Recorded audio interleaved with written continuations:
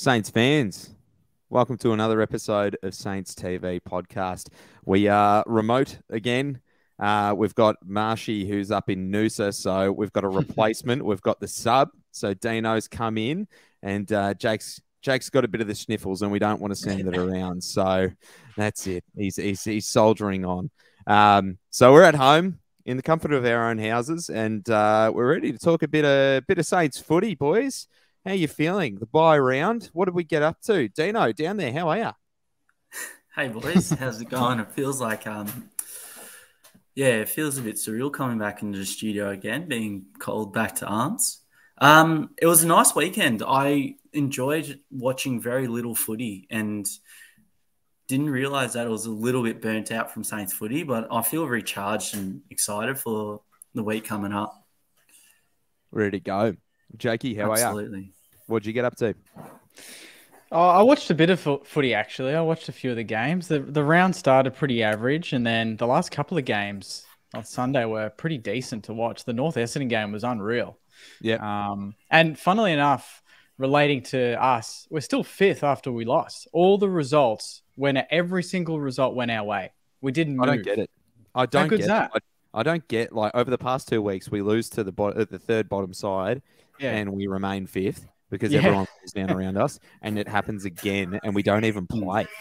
So it's just been absolutely all guns blazing for us in the bye week. But also just want to shout out to Andrew McQualter, the former Saint, for getting his first senior coaching win on the weekend with the Tiggies. So we always love it when former St Kilda players have a bit of success, even with other clubs, just because they've come up through the ranks in the best colours possible.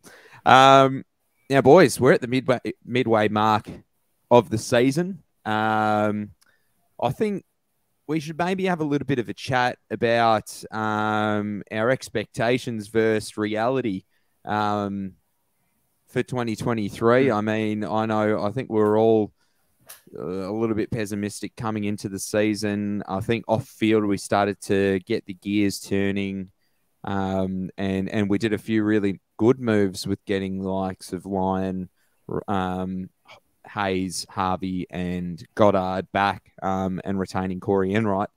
But of course, on field it just looked like we were completely depleted and had a lot of injuries. So I'm keen to hear your thoughts on what you were expecting coming into round one, and now how you're feeling after round 12 or after the bye. So, Deano, I'm keen to hear your thoughts, mate. We haven't spoken in a while. It's been a while between drinks. So, absolutely. How are you enjoying Saints footy this year? What were you expecting, and what's the reality of? Yeah. I guess it's a bit with everyone. It's been a bit of a roller coaster where we've had some really extreme highs, and obviously, I think against the Hawthorn game, a bit of a low. But if it's interesting you bring it back to the start of season. You asked me if we were 7-4, would you be happy with that? I'm pretty happy where we're at in the ladder. And I think the ladder's kind of evened out quite a bit as well. So I still think we can do a lot better. But I think one of the players I've been really enjoying this year has been Hunter Clark. His story coming into the season was he was put on a trade table and North could have had him. I think North might regret that a little bit, but we'll see. I don't know what you boys think about that. That's problem. That's right. We don't have to worry too much about that. No. We're just, I completely forgot about that, to be honest. I thought that, he was one of the players coming into the season that would either crumble or would excel. And so far, I think you're right. He really has improved, and he's unfortunately gone out with another injury. So he'll be on the sidelines for 4 to 6 weeks, I believe, with a knee injury, with an MCL strain. So he's been really unlucky because we saw in the first half of the season that he's really changed the way he's gone about his preparation and his attack on the football. And that's what he said at the start of the season. He said that, how many times do you have to be unlucky until you realise you're the issue? So he really took it on his shoulders and changed his preparation a little bit. But unfortunately, with a lot of injuries happening to him above the shoulders, now he's got one below the hips. So we're wishing him well in recovery and get him back sooner rather than later because he's a vital part of it. Jakey, how are you feeling? I mean, we've heard your thoughts on Saints TV, but I guess our loyal podcast listeners, what do you Yeah, no, I'm feeling good. Prior to the start of the season, I kind of thought we were in that sort of 6 to 11 range. You know, I thought our best was probably not quite top 4 quality, but it was close enough. And our worst is still pretty damning. And we've seen a bit of both in the first part of the season, more good than bad, obviously. So, yeah, if you told me, like what Deano said, if you told me before the season 7 and 4, I'd be like, yeah, absolutely, I'm taking that. I would have taken I don't know, 6 and 5 or whatever it might have been. Like, I would have taken that as well, you know, just to be on the positive side of the win-loss is awesome.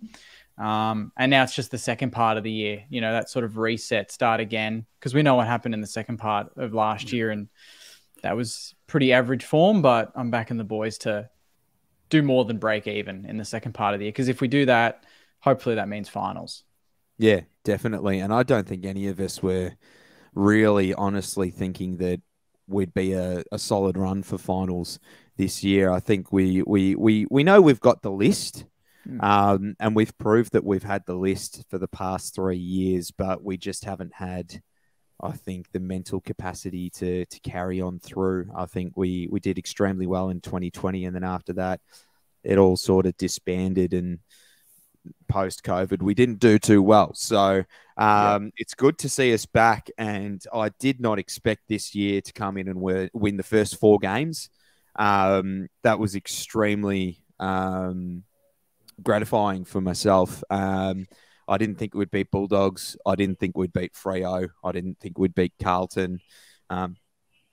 Just some hot teams that have been in the finals fixture for the past few years, especially Freo, and to come out round 1 and get the win over them, I was absolutely ecstatic. And definitely, I've enjoyed the wins more this year than I have in previous years, because I think the weight of expectation kind of came off my shoulders, or kind of came out of my head at the start of the year when we started to lose players. But I think that the most positive thing for me, amongst a lot of positives being 7 and 4, is that the kids are really starting to shine. And that's what I want to see continue over the back half of the season, is that the kids put pressure on the senior players to play well. Otherwise, they're going to pinch their spots, and at come year's end, pinch their contracts. So yeah, I think that's a real positive. Yeah.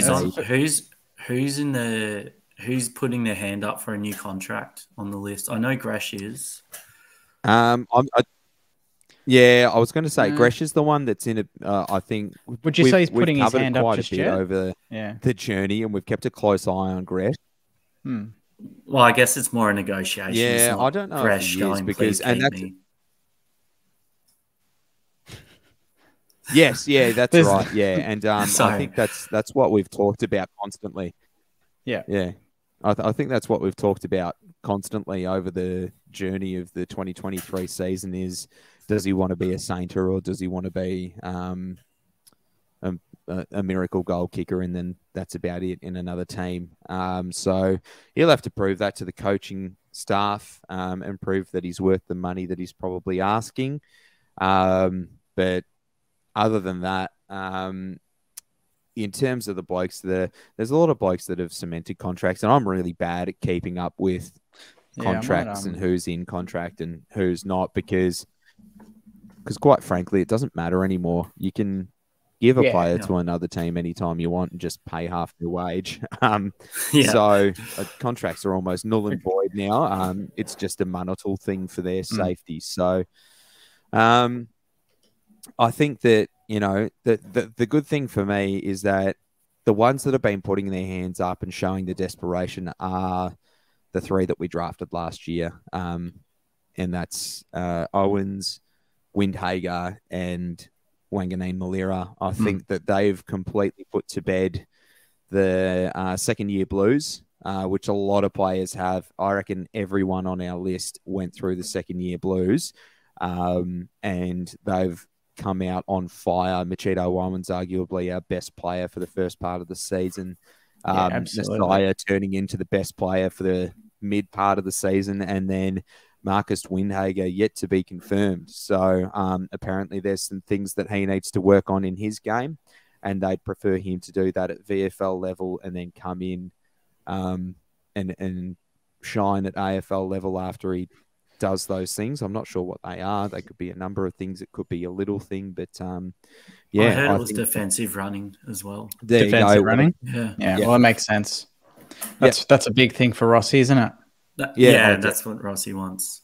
Yeah. So there you go. So I'm happy for him to practice his craft in the VFL, and then step it up when he needs to. But I'm just happy that they're putting the pressure on the blokes that may have been a little bit complacent along the way.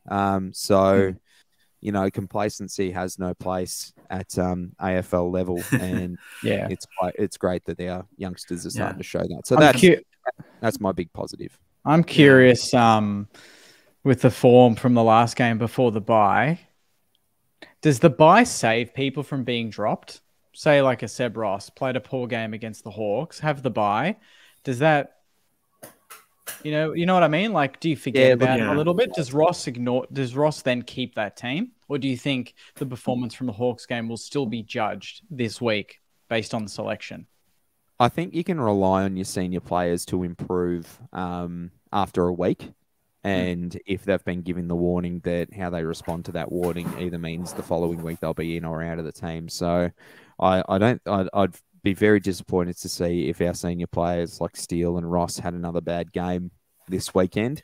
And if they did, then they're on the selection table, because we saw Port Adelaide go into the Hawthorn game and kick 100 points and a half without their captain. So against a team that just beat us. So there's no reason that just because you've got a title doesn't mean you're not on the chopping board. So might cop the schnipp for the VFL, but all to be seen. I think we've got to stick with our structures for this game against the Swannies. Yeah, that's a big game. I mean, I actually forgot that it's we're not jumping into the preview just yet, but Buddy's 350th. I feel like we always play Buddy in a big milestone game. What's going on? We played his 300th and we got schmacked about. So, I'm a bit over it, but it has been a year of change, and that's what I am enjoying as well. I think that coming in and saying no to Cairns, no to a bunch of other games interstate, and then coming out and in a marquee game for our 150th, we come out and we beat Essendon, whereas last year we played them in Spuds round, I believe, and we got absolutely towed. So, I think we're really turning the page on that. So no matter what happens, we're here to either create the party or spoil the party for opposition. And someone mentioned, speaking of, getting rid of Cairns and all these sort of little add-ons to games and distracting you from the footy, but we didn't do the Blue Ribbon Cup against the Hawks last week. Oh wow! Yeah, I didn't notice. I was like, no, it'll be the one later in the year. Yeah, because usually we do it usually in the first time we play them, or is it just whenever? Yeah, I don't know. It might have been. It will happen. I reckon it will happen, but I reckon it'll be the next one. Yeah. Oh, okay. Yeah. No, because someone just alluded to it in the comments, saying maybe that's another refocus of just focusing on the footy. But the Blue Ribbon Cup's not really a distraction away from the game itself. It's actually been around for forever, and it's been really awesome. So yeah. It's such a good cause. Yeah. So, I don't think a thing like that would distract any of the players throughout the week. I think it's just a few photos and then holding the cup up and saying that cops do great things in the community, which they should be saying. But correct. So we've got, I think, when's the next time we play them? Round 20. So I reckon that'll be the Blue Ribbon for round 20, and it's their home game on a Sunday at 1:10. But I got to say, I'm very happy with the club. I'm happy with the calls that they've made. They, had made some really, really tough decisions, but sometimes you got to make those tough decisions to move forward. So I think all in all, and I think as a group at Saints TV, we're pretty proud of the way that the club's handled the adversity at the start of the year with a lot of injuries and a changing of the guard, really, at St Kilda. So, very, very proud of our club. And I want to also touch on someone else who's very, very proud of our club. And we released the episode during the week. I was going to say, he's very chuffed with the changes, isn't he? Yes, he's very chuffed with the changes. And we had a fantastic episode with Eric Banner that we released during the week. And that was just an absolute, let's have a little bit of a recap here. That was unbelievable. I'm never nervous before interviews or anyone like that. If we're interviewing a Saints player or a former Saints player, that's fine. I'm like a potato. I don't get nervous. I don't have any feelings. When Eric Banner walked in the room, I went, "Poor." Like, I think The Hulk was one of the first movies I remember going and seeing as a kid, and then I've been surrounded by Banner every year of my life, and he's such a household name across the world that it was pretty surreal to have him in the studio there, and how friendly he was. He stayed for another 30 or 40 minutes after the show. I'd be pretty shocked if he came in and just started rinsing you boys and was abusive, because that's not who he is. He's such a friendly guy on camera, and I love him. Yeah, he was great. You guys handled it really well, because sometimes when you have those big guests, your Sinclairs, you might get shook a little, but you guys handled it very well composed. Loved it.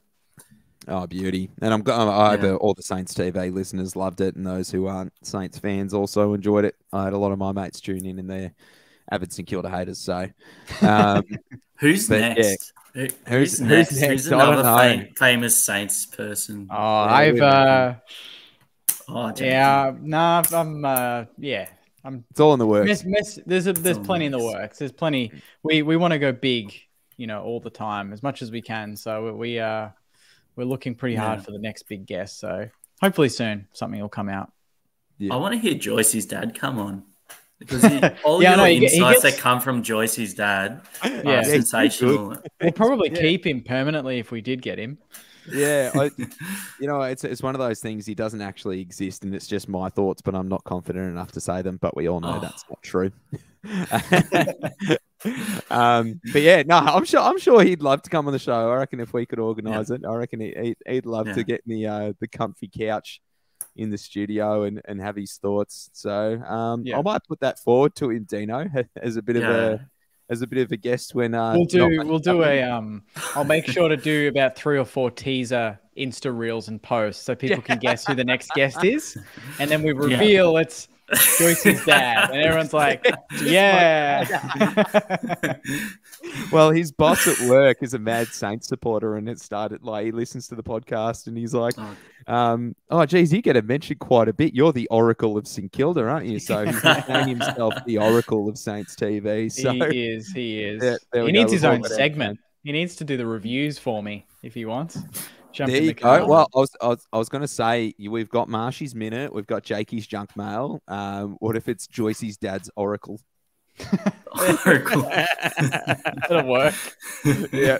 The crystal ball of Joyce. Yeah, I'm liking that. Yeah, I love it. All right. Well, I'll put that forward to him, Deano. I'm sure he'll be happy that you mentioned him. Boys, not much to say. I know there's no footy. It's weird to not talk about. Can I ask a small question? Yes, go on. Yeah. So you've got the back end of the season. Which game are you looking forward to the most? Who do you really want to play? I really want to play Hawthorn again and spank him, because I was pretty upset with the last time we played him. I got to tell you, I'm looking forward to round 24 against Brizzy up at the Gabba. That's what I was going to say. Yeah, that's going to be a hot game, because we could be playing to be in the 8, and they could be playing to be in the top 4 or even top 2. So they're playing for home. We could be playing for the 4 too. Oh, we could be. I We reckon. could be. I've done the Unlikely, ladder but- predictor quite a few times, Oh, and there's a really? couple other teams that have a better run than us going home, like Essendon and who else had a better run going home? Could be Brisbane or someone. Oh, really? Yeah. But it's another fringe. Oh, actually, it was another fringe team like Freo or something. So, or Bulldogs, one of those three. Yeah. So they've got a pretty easy run home. So yeah, it will be tight. And what I love at the moment is that it is tight, and we've put in the groundwork at the start of the year for when it does come down to those last few games to go, okay, well, if we hit our guns now, we will be able to cement ourselves in finals. Yeah. So we've got 7 wins out of the way. We need another 7 this year to get into finals mathematically. And I think it's very achievable. So I'm pretty excited to see what the rest of the season holds for us. My game of choice that I've got my eyes on is Saturday night at Marvel, July 8th against the D's. I'm really excited for that one. I just think that's that again, that barometer, that's that test, like playing the Pies. Where are we really at? Yeah, and I think I was going to say, I think going into this week is a very good barometer as well, because Sydney, they're quietly hitting a bit of form now, and they're getting the gears turning, and their midfield's starting to work a bit better. But I think this week is a massive test for us, and this is a side that made the grand final last year, and we're playing them on their home deck. So, What about you, Deano? What's your game of choice? Oh, I have to say Geelong. That's a big one. Yeah, but I liked your call about Melbourne. And the other thing as well that I thought, you go finals and you look at where the 5 to 8 sit, there's a really big chance that we play a Essendon in the finals. Yes. That would be massive. Oh, man. Could you absolutely massive. That's at the G, obviously. They'd put that at the G.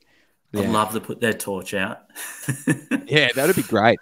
But in saying that, I don't want to finish 8th. I'd hate to finish 8th. We're finishing 5th. Yeah, I'd either want to finish 7th, 6th, or 5th. I'd preferably 5th or 6th, so we can get that home final. Currently, at this point, we would be hosting Geelong in the first week. How weird would that be? Could you imagine? The reigning premier in an elimination final. How big would that be? Put it at Marvel. Yeah. We'd also be getting flashbacks. Oh, yeah, he would be. Yeah, totally. And right. Yeah, that's right. Yeah, but oh well, season is to come. So sorry, I just like looking forward. Yeah, I was waiting for you to respond to that question with the we'll take it week by week. You know, I'm interested in seeing what happens every week. Jump to first week of finals. Yeah, that's it. All righty, boys. Well, I reckon we'll go to a bit of a break here, get stuck into some Jakey's junk mail, and do a bit of a preview of the Swannies match. Sounds good. Let's do it. Jakey's junk mail. Jakey's junk mail. Jakey's junk mail. Jakey's junk mail.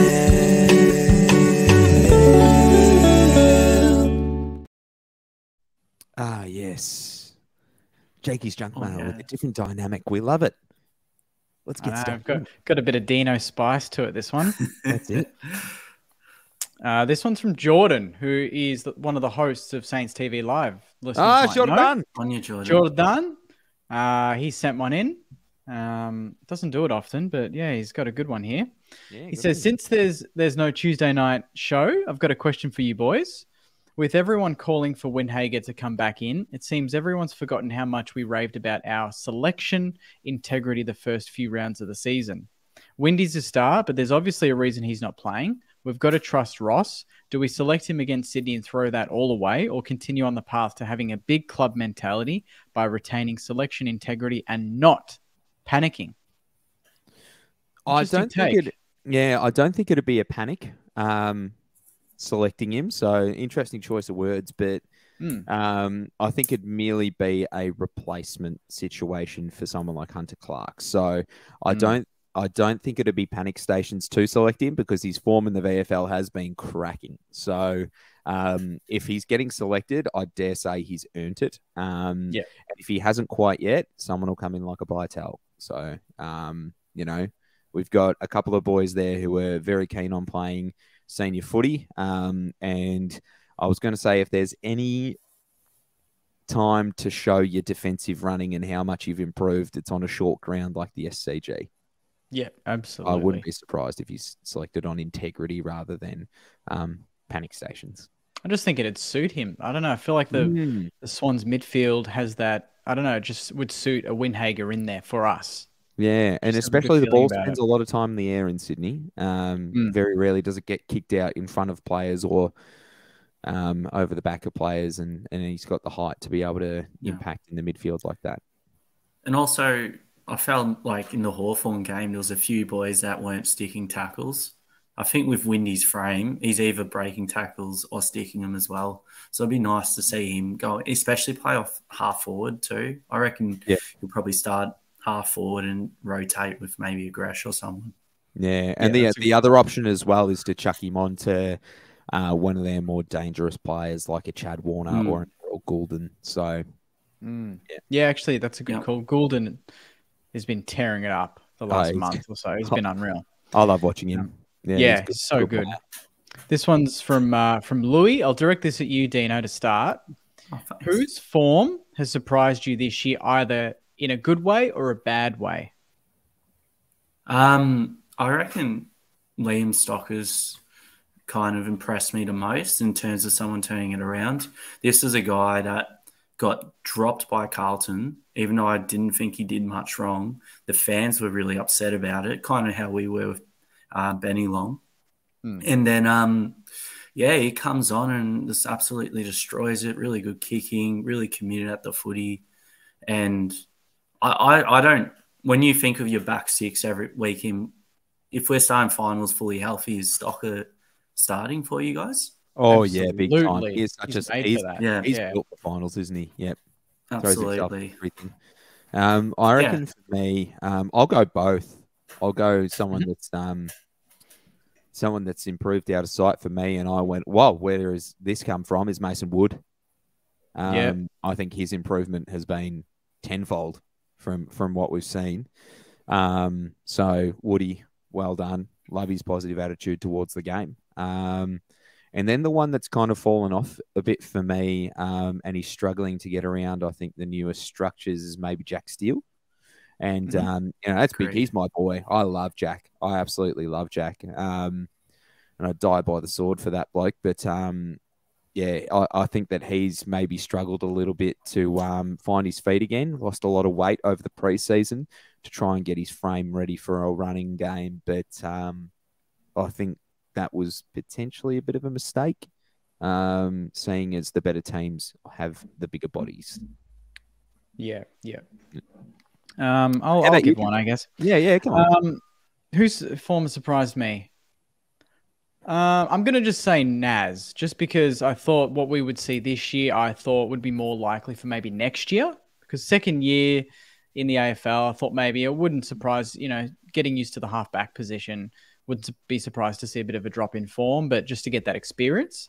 But he's really looking like a really senior player in the team, which is awesome. The way he goes about it, his ball use, he's averaging about 25 the last month. So I'd have to say Naz. And disappointing, it's a mix between Webster and maybe Paddo. It's that back pocket position, because I just don't think we're finding the right balance there with either of them. I think obviously Stocker's been great there, but Ben Patton I really raved about a couple of years ago, probably 2020, 21, and then he was injured. And Webster, I thought, would come back in and really settle in that position, but even he's been a bit inconsistent as well. So it's hard to really pick up on who is the lock in that position. So one of them for me. And also shout out to Ryan Burns as well. Shout out to Ryan Burns. His first 7 weeks were excellent. Oh, phenomenal! Really, really good. So good on Burnsy and Machito. And Macheeto's all right. And Machito. Ignoring Machito, we talk about him enough as it is. Yeah, that's it. You got to share the love. This is a good one from Thomas. How can we change our midfield setup with our ruck taps? Because that's just killing us at the moment. Oh, we saw that in the last couple of games. Like, we need to get some more clean clearances in the middle.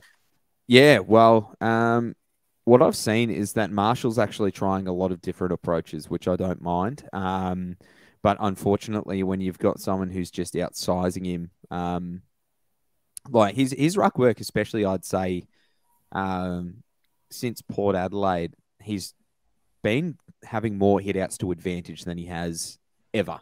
Like he's doing clever things now around the ball, but I think our midfielders also need to be prepared for when he is getting beaten, and he needs to prepare for that as well, and really read off of what the other ruckman is doing. Yeah, because there's not many rucks in the game right now who have a full bag of tricks. They've maybe got one or two, and they'll stick to it for a whole game. And we saw that against Hawthorn, and they stuck to it for the whole game. But our mids weren't smart enough to pick up on where he was putting the ball, where Meek was putting the ball. So the other ones are probably, I'd say, Grundy, Gawn,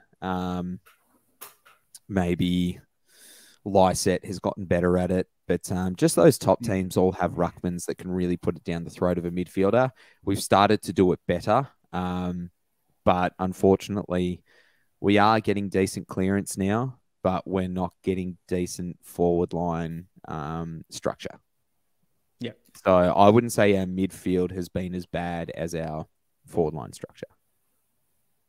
Yeah. You also need a bit of speed in the middle as well. It's like if you get that tap, but you can't break away, it's really hard to get those stronger clearances. And I'm not seeing it enough from our players. That's why I like Gresham in the middle, because he's not afraid. He's a bit like Jack Stephen was when he would just break away. But do you guys see Saints in 3 years' time? I can't see Rowan Marshall being a sole ruck for that long. Really? Like for 22 rounds, it absolutely kills him. Yeah. Like I talked to Max Gawn a bit, and I was just talking to him on Saturday, and he was just like, the amount of toll it puts on my body to ruck every week is ridiculous. And he was just saying how much he loves having Grundy there. And I think we've got to protect him a little, because against that Hawthorn game, I would have loved to have seen Campbell play. And I know you guys mentioned that as well. Yeah. Especially with Machado out too. Yeah. Or maybe Machado gives him a way more of a drop out. But Machado, the problem with ruck taps is if you can't, really good ruckmen can play behind them and tap behind them and be more creative, but you need to have clear height dominance. Yes, and it's very hard to do that consistently if you're undersized in Marshall and Machado. Yeah, I think we're just on a bit of a Paddy Ryder hangover, aren't we? Yeah. I wish he came back mid-season. I think God. We'll look closely at that second ruck spot, I think. And we haven't seen Isaac Killer yet, mate. So, and he's been, no pun intended, but he's been killing it at Sandy. That is pun intended. Absolutely. I'm just being modest, all right? Take it easy. Well, didn't Max Heath monster it too? Max Heath as well. Goals? So we've got two boys that are capable of going forward and kicking goals, but getting the ball around the ground. Isaac is probably the better more natural tap ruckman. Max Heath would be very similar to Rowe in my eyes. Just a workhorse. So, that's it. So keen to see both of them, but I think we've got two there that we can't jump the gun until we see them in the first, which hopefully will be soon. I know this is long about a ruckman, but the Koning at Carlton, he's a nice player. He's pretty young. Would you expect Saints, if that's like where you're putting your cachet in, would you go after him? Yeah, I would. Yeah, I think he'd be very valuable. Yeah, I reckon he's gettable too. Yeah, absolutely. I think a lot of Carlton players are gettable. Anyway, sorry, Kate. Anyway, this is from Angus. Were we expecting too much from Ross's first season? While we have seen some major improvements in some areas, do we as supporters need to be more patient? Oh, I mean, to each their own. I came into this year not expecting us to make a grand final, and if you did, you're probably, I don't know, you're going a bit too far and a bit too hard on the old confidence meter. But I think we've overachieved so far. Like Yeah. You know, it's hard to gauge it, isn't it? Because it's overachieving based on our recent history, but are we overachieving or are we just finally just doing the right things? Do you know what I mean? We're finally just doing what a good club should do. How do we know really what this is? We don't, you know? No. And that's it. This is a year of really testing the waters to see who's prepared to swim and who's going to drown. So, you know, and a few names have come up already that, you know, are probably not up to it. And at the end of the year, the questions will get asked of them. So it's good. It's good. We haven't had a chopping board like this, I reckon, for a good, 10 years. 10 years. Yeah. It's just been a lot of the same thing all over again. So, it's good to see. Yep. This is from Brett. He's asking, if we don't make finals from this point, have we choked? No. At 7 and 4, would you say it's a choke if we don't make finals from here? Look, it's another bit of bad history that will be attributed to St Kilda Football Club, but I think you've just got to go back to the start of the season and see where your expectations were coming into round 1 with 10 of our best 22 players out, and tell me whether you expected to make finals or not this year. You're probably going into round 1 going, geez, like this could be ugly. And we've come out with 4 wins in a row. So I think that maybe a lot of people have got a long way ahead of themselves, but a lot of clubs are doing us a lot of favors at the moment by losing. So, yeah, that's it. But if the team you've seen rounds 1 to 10, let's exclude what we thought at the start, they're a finals team, the way they've played. And if they can't get back to that type of form, and our run home's relatively easy, if you look at it. Like we're playing Sydney, playing Richmond twice. Is it Richmond twice? Yeah, Richmond twice. We get to play North again. We get to play Hawthorn again.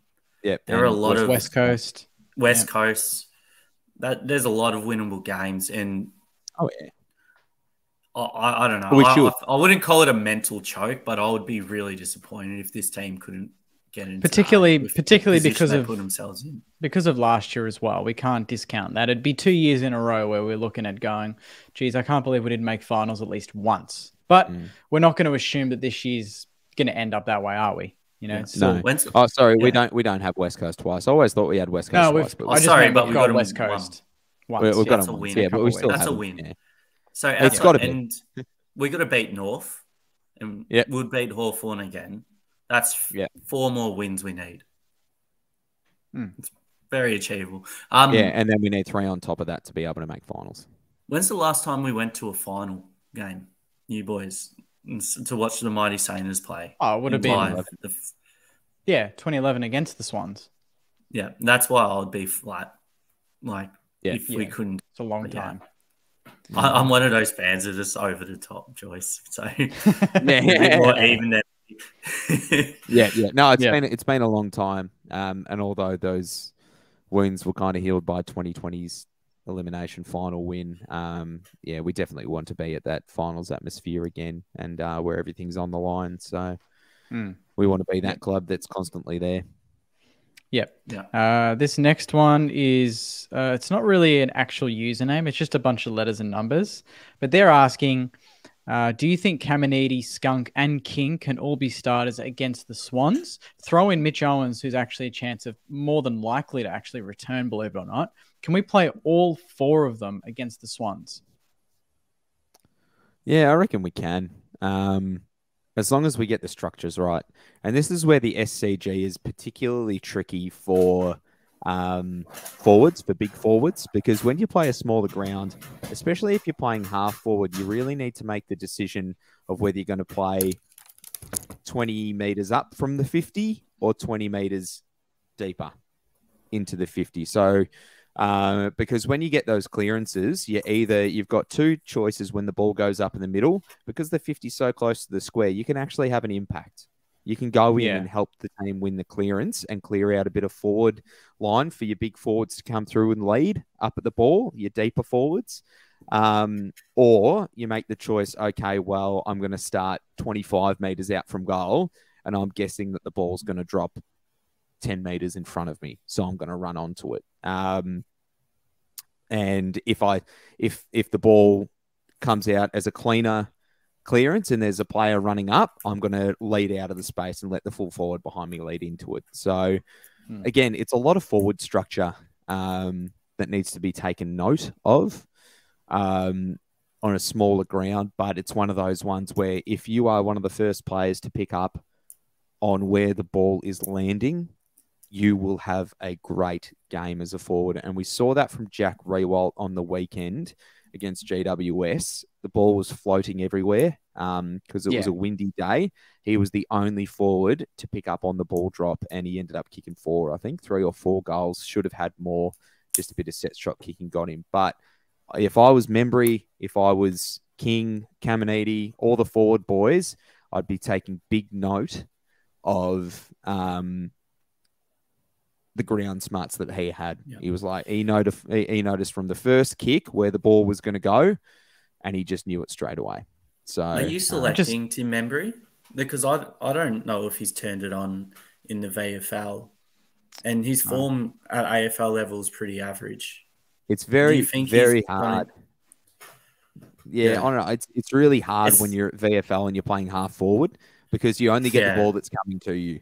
They didn't play him much anyway. He played minimum a quarter the other week. So he's the walk up for an AFL list. So he'll play. But yeah, I don't know. We've just got to be careful because like Sydney don't have a defense at the moment. They're very stranded for tall defenders. But Nick Blakey's come in and he's just on the back of a 7-year, 8-year contract now that he's just signed during the week. He'll be there till 2031 and had a ripper game against Harry Mackay, completely taking him out of the game. So we need to be careful of that.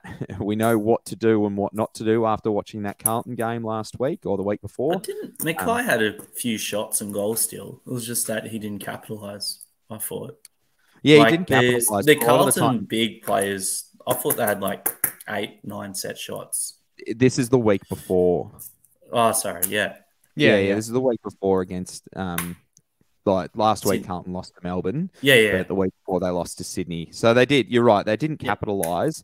But Nick Blakey ended up having 12 marks and I believe something like that. That's our weakness, isn't it? We can't let players have that many marks.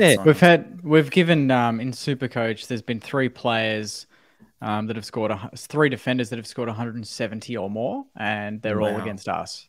So Sicily, I can't remember the other 2 to be honest, because Sicily's just burnt in my memory at the moment. That's fair. I might have been Doherty against Carlton. I don't know. There was a couple there that there were, like I don't think Doherty played against us. Did he? Maybe not, but yeah, it was. There's 2 other defenders, whoever they. Anyway, we struggle with that. We can't let someone get off the leash like that. Yeah, I think that's accountability from the forwards and being able to beat your man in a one-on-one contest as well. So, that's I mean, we've somehow merged from Jake's junk mail into we have the preview. You boys are so good at just giving me quick answers on Jake's junk mail. It's the best.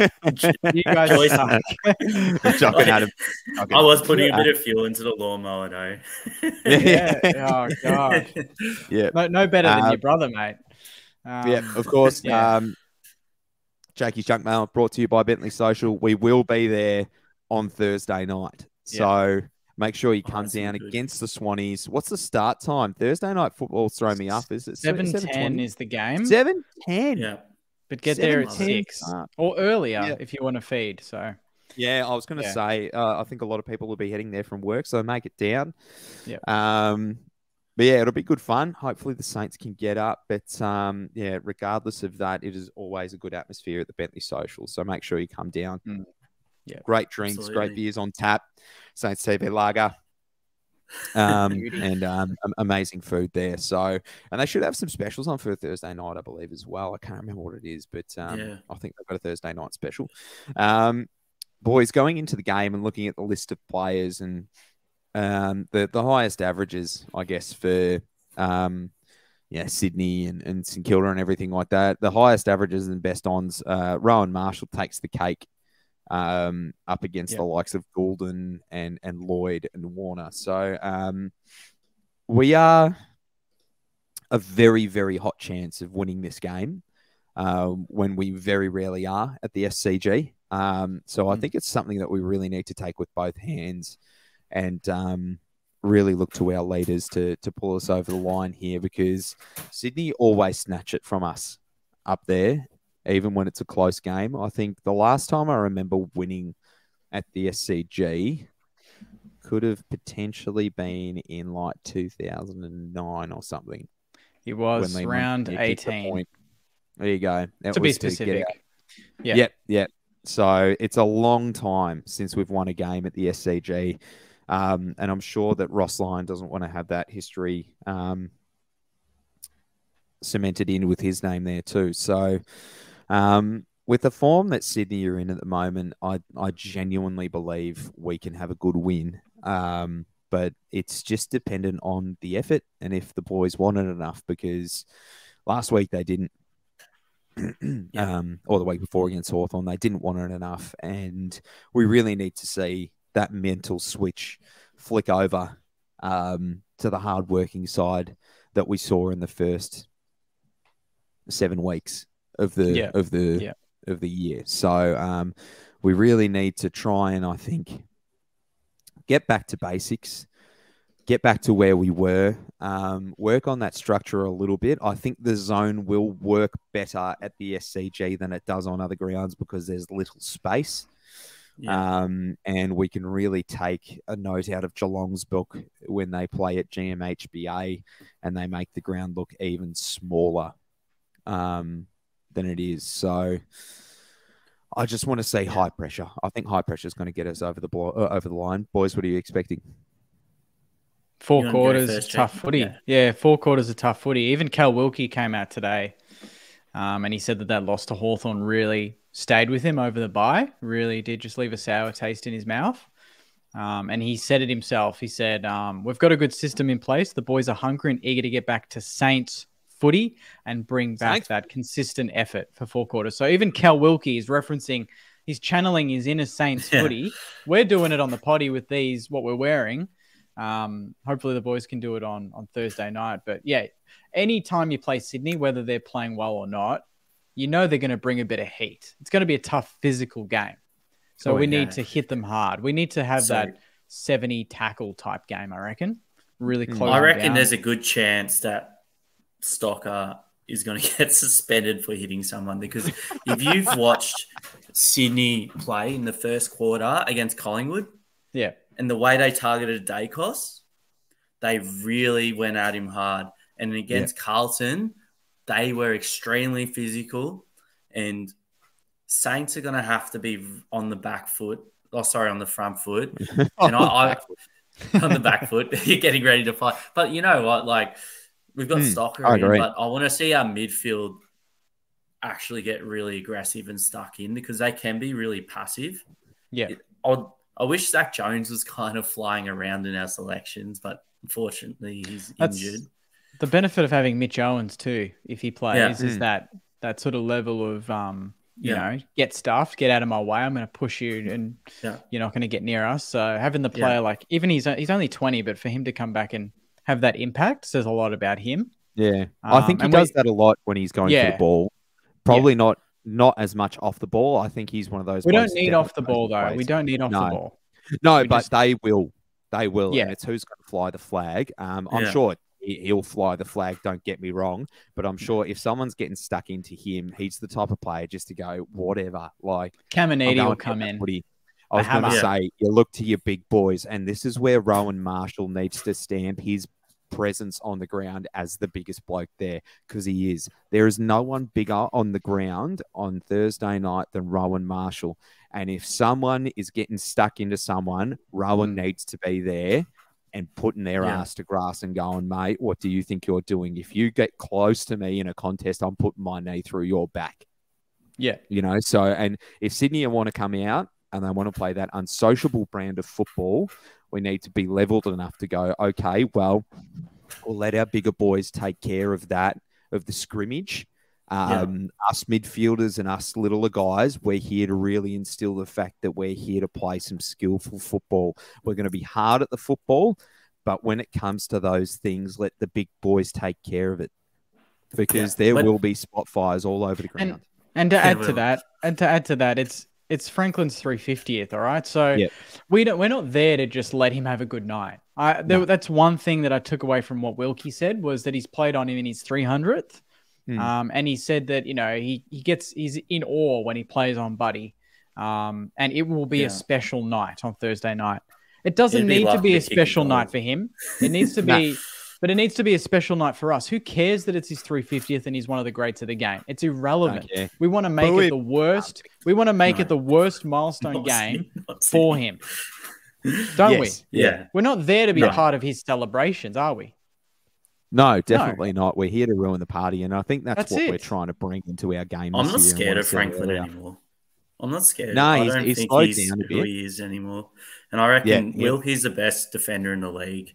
He'll be lucky to get 2. I reckon. Yeah.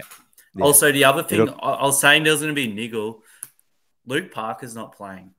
No. Yeah. And he's their most important player in terms of if they're turning up or not. I agree. I reckon in terms of aggression. Yeah. So he's the barometer. We'll see. Yeah, I agree. And I think he is a massive out for them, but it doesn't mean they don't still have a lot of skill in the midfield. No, but they've still it got a evens the great playing team. field because they lose a bit of body. And that's something that we've struggled with. So if there was ever a game that Luke Parker wanted to come in and play and dominate, it would have been this one based off of our recent form. But everyone needs to be aware on the ground on Thursday night. They're a kick out of the action. One kick and they're smack bang into it. So you've got to be switched on at the SCG. Really, really switched on, because a centre clearance is hitting 30 metres out. So our defenders really need to be working together. And what I want to see from the defenders is that they chop each other out again, because they've stopped. Yeah. Now that it's gone into man-on-man, they've stopped chopping each other out, but there is a way to do it, and Geelong show that way to do it, with the likes of, DeConing coming off his man and impacting a contest, and Stewart coming off his man and impacting a contest, but doing it in a confident and right manner where it puts the team to advantage. So I think that's what we really need to pick up, and that's something that maybe Dougal Howard and Battle need to get back on top of. Absolutely. Yeah, that's what made us so good in the first 7 weeks, is that support. Yeah, definitely. Team defense. Yeah, and then when we got to get our opportunities in front of goal, make it count. You've got to make it count, because the SCG is the best place on earth to kick a goal, because the pockets aren't that tight. They're not deep pockets. So you got to make sure that you're slotting them from all sides of the ground. And we don't want, another episode of Jack Higgins coming out and kicking 1 goal 6 or whatever it is that game and we lose. We want to see players absolutely making the most of their opportunities in front of goal. And what better way than having Max King back inside up and full forward. Yeah, so, you really want some nice key defenders in to cover him, and you haven't got much back there. You haven't got anything. Is McCartan in? Not Paddy. Of course, Tom. What's with Paddy? Concussion. Paddy's out for the rest of the Both year, out. Unfortunately. Both out. There you go. Both out with concussion symptoms, which is nasty. Yeah. So, they are really stuck for key defenders. I wouldn't be surprised if Dane Rampy. He's not back, is he? Is he back or nah? No. If he's not back, bloody hell. I'm sure Sydney's injury list is horrendous at the moment. Oh, is it? I think so. Yeah, let's have a look. Oh, we've got the computers. We've got the computers out. Who's going to get it first? I don't think he played. I think you're right. Laddams is out for several weeks as well, is he? Yeah, news. So they've got Tom Hickey or bust. Yeah. So that'll be great. I haven't rated Laddams since he's moved to Sydney. I don't think he's been all right. I mean, we were in for him. He hasn't got his faculties upstairs to be able to keep his spot in the team. Unfortunately, he just does some really dumb things. He does. Ramp's out. Mills is out. Logan McDonald's out. Ladham's out. Yeah. So the thing that's going to win Sydney this game is what they did against Carlton, and it was desperation and the fight to win. Just that Bloods culture that they have. Yeah. The classic Sydney win. Yeah, classic Sydney, hard fought, scrappy win. But we really need to take that away from them and just go bang in the first quarter, I reckon. Come out real hard. That's it. Yeah. Just want to get stuck into it now. We can talk about it all bloody day. We've just got to get there and just get the bloody points, Sainers. That's it. That's it. We want to win that we didn't think we would get at the start of the year. So yeah, spot on. We want to come out and beat the former grand finalists from last year. That'd be nice. And as we've been saying, good sides don't lose 2 in a row, and we haven't lost 2 in a row this year. So don't let this be the week. No. Sure. Boys, is there anything else we need to cover? Yeah, just one more. One quick thing. I just want to thank Greg from New Media. He's put together these windshields, the mic windshields. I just wanted to give him a quick shout out. He's been amazing. We've got them for the studio, so we'll be decked out from next week in the studio. So I just wanted to give him a quick thank you. Did a great job. Big things. Big things. Big windshields. Yep. Big windshields. That's what I'm talking about. All righty, boys. Well, Thursday night at the Bentley Social, game starts at 7:10. 7:10 start. So make sure you're there. Yeah. By anything fun happening on the night outside the footy? Is there CC bags? How did that go down, the CC bags last night? Oh, everyone loved their CCs. That's for sure. They were all gone before the game bloody started, though. Oh, no. We need to hold fire and only throw them at everyone like confetti when we win. Yes, I like that. It has to be a winning thing for sure. It's like that's it. Only when we win, isn't it? Unfortunately, Marshy's up in Queensland for the time being, but I'm sure we can organise something like that. But he will be back, I think, for the game. Yep. Maybe. I think he's definitely there. He's definitely there. Yeah. He is the heart and soul of the Bentley Social, and we need to hear the hymns. So, Joycey, can I give you one more thing? I know we're running over time. Yeah, go on. No, go on. I saw Jake is that's right. So I'm out. So CC in Spanish, what does CC mean? Yes. Yeah. Yeah. CC's yes. And what's their slogan? You can't say no. That's brilliant. Does that blow your mind or not really? That's why you're a teacher. That's why you're a teacher. There is 2 things about CCs that has blown my mind over the past couple of weeks. Is that I didn't know that CCs stood for corn chips. Yeah. Bloody hell. That was lost on me for a long, long time. CC stands for corn chips, and then CC, yes, you can't say no. Oh, boys. Okay. That's going to be the if we win on Thursday night, the potty next week is going to be called CCs. Yeah. CC. Yes. CC to the Swans. All righty, boys. Well, without further ado, on a great note and a great fact, we'll get sung out with a bit of Saints footy, and we'll see you all Thursday night, 7:10. See you there. Social. Go the Saints. Go Saints.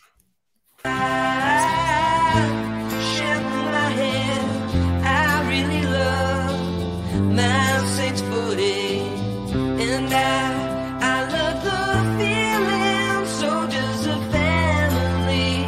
Oh yeah, Saints footy, Saints footy, Saints footy, Saints footy, Saints footy, Saints footy, Saints footy.